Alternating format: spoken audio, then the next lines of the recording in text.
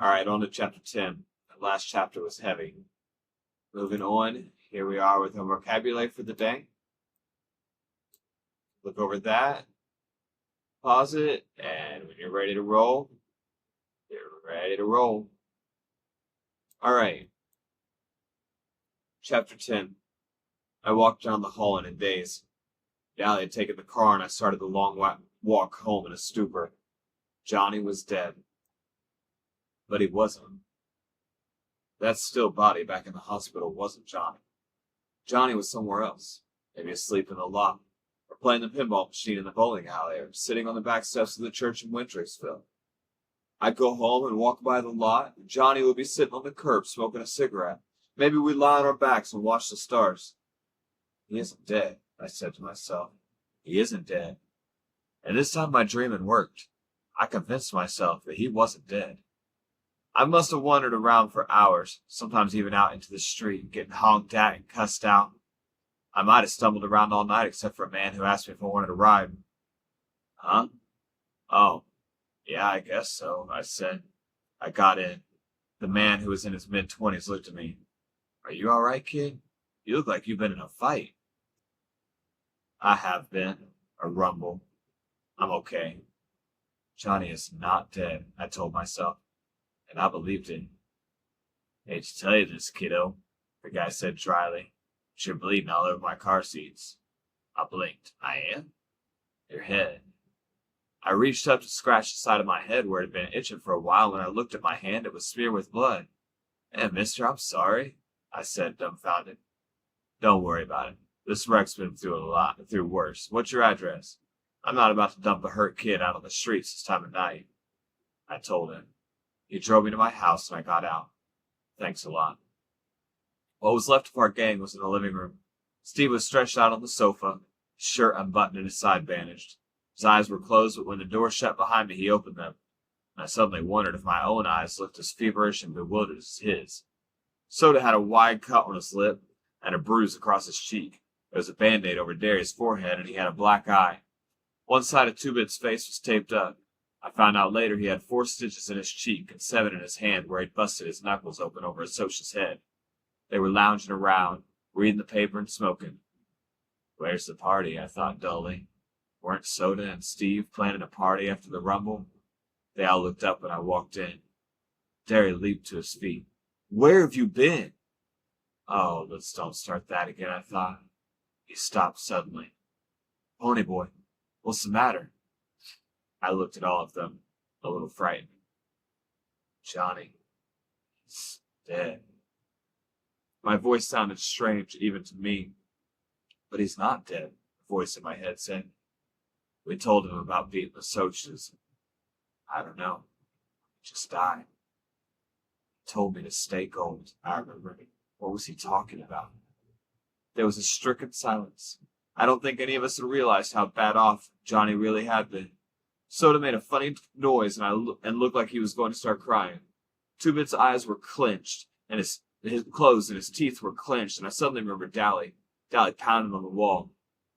Dallas is gone, I said. He ran out like the devil was after him. He's going to blow up. He couldn't take it.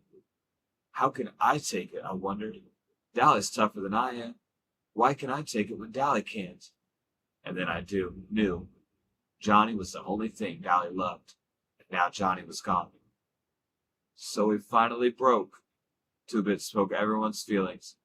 So even Dally has a breaking point. I started shaking. Derry said something in a low voice to Soda. Pony boy, Soda said softly, like he was talking to an injured animal. You look sick. Sit down. I backed up, just like a frightened animal, shaking my head. I'm okay. I felt sick. I felt as if any minute I was going to fall flat on my face, but I shook my head. I don't want to sit down. Derry took a step toward me, but I backed away. Don't touch me, I said. My heart was pounding in slow thumps, throbbing at the side of my head, and I wondered if everyone else could hear it. Maybe that's why they're all looking at me, I thought. They can hear my heart beating. The phone rang, and after a moment's hesitation, Derry turned from me to it. He said, hello, and then listened. He hung up quickly. It was Dally. He phoned from a booth. He's just robbed a grocery store. and the cops are after him. We gotta hide him. He'll be at the lot in a minute." We all left the house at a dead run, even Steve, and I wondered vaguely why no one was doing somersaults off the steps this time. Things were sliding in and out of focus, and it seemed funny to me that I couldn't run in a straight line. We reached the vacant lot just as Dally came in, running as hard as he could from the opposite direction. The wail of a siren grew louder, and then a police car pulled up across the street from the lot. Doors slammed as the policeman leaped out. Dally had reached the circle of light under the street lamp and skidded to a halt. He turned and jerked a black object from his waistband. I remembered his voice. "I've been carrying a heater. It ain't loaded, but it sure does help bluff." It was only yesterday that Dally had told Johnny and me that, but yesterday was years ago, a lifetime ago. Dally raised the gun, and I thought, "You blasted fool, they don't know you're only bluffing." And even as the policeman's gun spit fire into the night, I knew that was what Dally wanted. He was jerked half around by the impact of the bullets and slowly crumpled with a look of grim triumph on his face. He was dead before he hit the ground. I knew that was what he wanted, even as the lot echoed with the cracks of shots, even as I begged silently, "Please, not him and Johnny both." I knew he would be dead, because Dally Winston wanted to be dead. He always got what he wanted. Nobody would write editorials praising Dally. 2 friends of mine had died that night, one a hero, the other a hoodlum. But I remember Dally pulling Johnny through the window of the burning church, Dally giving us his gun, although it could mean jail for him, Dally risking his life for us, trying to keep Johnny out of trouble. Now he was a dead juvenile delinquent, and there wouldn't be any editorials in his favor. Dally didn't die a hero. He died violent and young and desperate, just like we all knew he'd die someday. Just like Tim Shepard and Curly Shepard and the Brumlin boys and the other guys we knew would die someday. But Johnny was right. He died gallant. Steve stumbled forward with a sob, but Soda caught him by the shoulders. "Easy, buddy, easy," I heard him say softly. "There's nothing we can do now. Nothing we can do. Not for Dally, or Johnny, or Tim Shepard, or any of us." My stomach gave a violent start and turned into a hunk of ice. The world was spinning around me, and blobs of faces and visions of things past were dancing in the red mist that covered the lot. It swirled into a mass of colors, and I felt myself swaying on my feet. Somebody cried, "Glory, look at the kid!" The ground rushed up to meet me very suddenly. When I woke, it was light. It was awfully quiet. Too quiet. I mean, our house just isn't naturally quiet. The radio's usually going full blast, and the TV's turned up loud, and people are wrestling and knocking over lamps, tripping over the coffee table and yelling at each other. Something was wrong, but I couldn't quite figure it out. Something had happened. I couldn't remember what. I blinked at Soda bewilderedly. He was sitting on the edge of the bed watching me. "Soda?" My voice sounded weak and hoarse. "Somebody sick?" "Yeah." His voice was oddly gentle. "Back to sleep now." An idea was slowly dawning on me. "Am I sick?" He stroked my head. My hair. "Yeah, you're sick. Now be quiet." I had one more question. I was still kind of mixed up. "Is Derry sorry I'm sick?" I had a funny feeling that Derry was sad because I was sick. Everything seemed vague and hazy. Soda gave me a funny look. He was quiet for a moment. "Yeah, he's sorry you're sick. Now please shut up, will you, honey? Go back to sleep." I closed my eyes. I was awful tired. When I woke up next, it was daylight, and I was hot under all the blankets on me. I was thirsty and hungry, but my stomach was so uneasy I knew I wouldn't be able to hold anything down. Derry had pulled the armchair into the bedroom and was asleep in it. He should be at work, I thought. Why is he asleep in the armchair? "Hey, Derry," I said softly, shaking his knee. "Hey, Derry, wake up." He opened his eyes. "Honey boy, you okay?" "Yeah," I said, "I think so." Something had happened, but I still couldn't remember it, although I was thinking a lot clearer than when I was the last time I'd waked up. He sighed in relief and pushed my hair back. "Man, kid, you had us scared to death." "What's the matter with me?" He shook his head. "I told you were in no condition for a rumble. Exhaustion, shock, minor concussion, and Too Big came blubbering over here with some tale about how you were running a fever before the rumble and how it was all his fault you were sick. He was pretty torn up that night, Terry said. He was quiet for a minute. We all were. Then I remembered. Dallas and Johnny were dead. Don't think of them, I thought. Don't remember how Johnny was your buddy.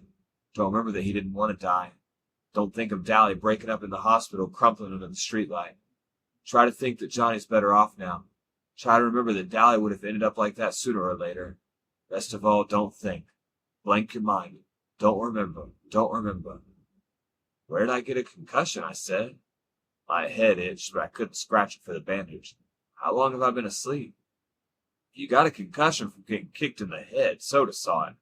He landed all over that Soch. I've never seen him so mad. I think he could have whipped anyone in the state he was in. Today's Tuesday, and you've been asleep and delirious since Saturday night. Don't you remember? No, I said slowly. Derry, I'm never going to be able to make up the school I've missed. I've still got to go to court and talk to the police about Bob's getting killed. And now, Dally, I took a deep breath. Terry, do you think they'll split us up?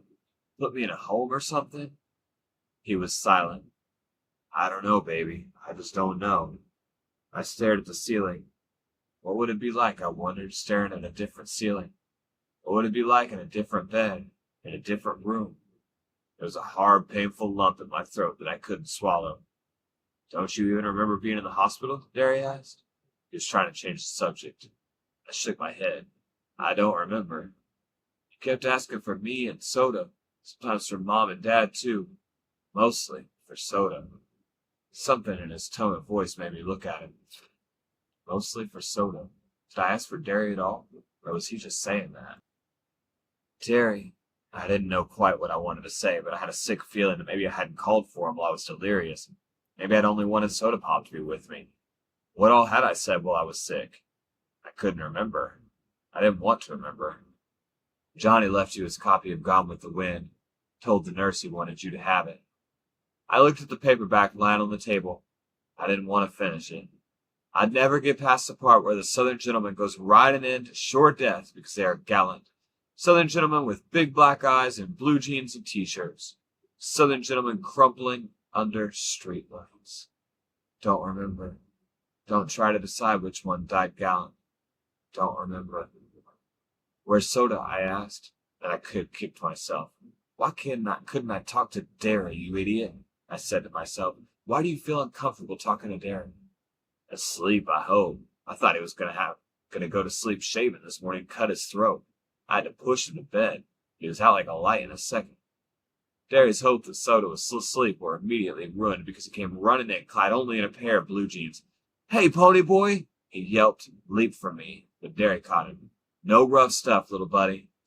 So Soda had to content himself with bouncing up and down on the bed and pounding on my shoulder. Man, you were sick. You feel okay now? I'm okay, just a little hungry. I should think you would be, Derry said. You wouldn't eat anything most of the time you were sick. How'd you like some mushroom soup? I suddenly realized just how empty I was. Man, I'd like that just fine. I'll go make some. Soda Pop, take it easy with him, okay? Soda looked at him indignantly. You think I was going to challenge him to a track meet or something right off the bat? Oh, no, I groaned. Track meet. I guess this just about puts me out of every race. I won't be back in condition for the meets. The coach was counting on me. And there's always next year, Soda said. Soda never has grasped the importance Derry and I put on athletics. Like he never has understood why we went all out for studying. Don't sweat it about some track meet. Soda, I said suddenly. What all did I say while I was delirious? Oh, you thought you were in Windricksville most of the time. Then you kept saying that Johnny didn't mean to kill that Soch. I didn't know you didn't like bologna. I went cold. I don't like it. I never liked it. Soda just looked at me. You used to eat it? That's why you wouldn't eat anything while you were sick. You kept saying you didn't like bologna, no matter what it was we were trying to get you to eat. I don't like it, I repeated. Soda, did I ask for Derry while I was sick? Yeah, sure, he said, looking at me strangely. You asked for him and me both, sometimes Mom and Dad, and for Johnny. Oh, I thought maybe I didn't ask for Derry. It was bugging me. Soda grinned. Well, you did, so you don't need to worry.